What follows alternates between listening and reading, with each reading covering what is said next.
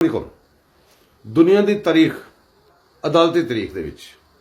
ਪਾਕਿਸਤਾਨ ਦੀ ਪੂਰੀ ਜਦੋਂ ਦਾ ਪਾਕਿਸਤਾਨ ਬਣਿਆ ਉਦੋਂ ਦੀ ਅਦਾਲਤੀ ਤਾਰੀਖ ਦੇ ਵਿੱਚ ਕੋਈ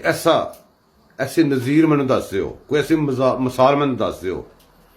ਕਿ ਕੋਈ ਬੰਦਾ ਤੋਹੀਨ ਅਦਾਲਤ ਦਾ ਮੁਰਤਕਿਬ ਹੋਇਆ ਹੋਵੇ, ਅਦਾਲਤ ਨੂੰ ਖੁਦ ਬੁਲਾਵੇ ਕਿ ਇੱਧਰ ਆ ਸਾਨੂੰ ਆ ਕੇ ਦੱਸ, ਤੇ ਜਦੋਂ ਆਵੇ ਉਹਨੂੰ ਕੋਰਟ ਦਾ ਸੁਪਰੀਮ ਜਿਹੜਾ ਵੱਡਾ ਜਿਹੜਾ ਉਹਦਾ ਜਸਟਿਸ ਜਿਹੜਾ ਚੀਫ ਜਸਟਿਸ ਨੂੰ ਕਹਿੰਦੇ ਨੇ, ਉਹ ਅੱਧਾ ਕੈਪੀਟਲ ਪਾਕਿਸਤਾਨ ਦਾ ਬੰਦ ਕਰਾ ਦੇ ਮੈਨੂੰ ਪ੍ਰੋਟੋਕੋਲ ਦੇਣ ਵਾਸਤੇ। ਉਹ ਕੋਰਟ ਦੇ ਜਾਵੇ, ਉਹਦੇ ਤਾਰੀਫਾਂ ਦੇ ਪੁੱਲ ਬੰਨੇ, ਮੁਜਰਮ ਦੀਆਂ ਤਾਰੀਫਾਂ ਦੇ ਪੁੱਲ ਬੰਨੇ, ਤੇ ਫਿਰ ਉਹਨੂੰ ਕਹੇ ਜਨਾਬ ਮਹਾਰਾਜ ਇਹ ਜਿਹੜਾ ਤੁਸੀਂ ਲਿਖ ਕੇ ਲਿਆਏ ਜੇ ਇਹ ਸਹੀ ਨਹੀਂ ਲਿਖਿਆ, ਇਹਦੇ ਤੇ ਨਜ਼ਰਸਾਨੀ ਫਰਮਾਓ।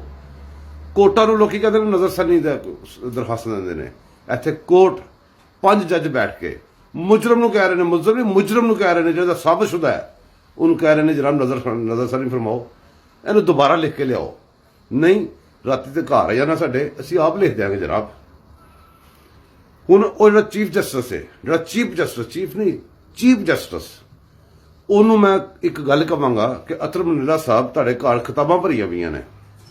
ਕੋਈ ਕਿਤਾਬ ਕੋਈ ਐਸੀ ਗੱਲ ਦੱਸੋ ਜਿੱਥੋਂ ਸ਼ਿਕ ਮੈਨੂੰ ਦੱਸੋ ਕਿ ਤੁਸੀਂ ਕਿਸ ਸ਼ਿਕ ਦੇ ਮੁਤਾਬਕ ਕੀਤਾ ਹੈ। ਆਇਨ ਤੇ ਕਾਨੂੰਨ ਦੇ ਖਿਲਾਫ ਕੰਮ ਕਰਨਾ, ਆਇਨ ਤੇ ਕਾਨੂੰਨ ਨਾਲ ਗੱਦਾਰੀ ਹੁੰਦੀ ਹੈ, ਤੇ ਜਿੰਨੇ ਵੱਡੇ ਅਹੁਦੇ ਤੇ ਬੈਠ ਕੇ ਕਰੀ ਉਨੀ ਵੱਡੀ ਗੱਦਾਰੀ ਹੁੰਦੀ ਹੈ। ਮੈਨੂੰ ਪਲੀਜ਼ ਇਹਨੂੰ ਦੱਸਿਆ ਜਾਵੇ, ਸਾਰੀ ਕੌਮ ਨੂੰ ਦੱਸਿਆ ਜਾਵੇ, ਮੈਨੂੰ ਨਹੀਂ, ਮੇਰੇ ਤੋਂ ਮੁਰਾਦ ਸਾਰੇ ਪਾਕਿਸਤਾਨ ਨੂੰ ਦੱਸਿਆ ਜਾਵੇ ਕਿਸ ਕਾਨੂੰਨ ਦੀ ਸ਼ਿਕ ਦੇ ਨਾਲ ਤੁਸੀਂ ਮੁਜਰਮ ਨੂੰ ਕਿਹਾ ਕਿ ਜਨਾਬ ਨਜ਼ਰਸਾਨੀ ਕਰਕੇ ਦੁਬਾਰਾ ਲਿਖ ਕੇ ਲਿਆ।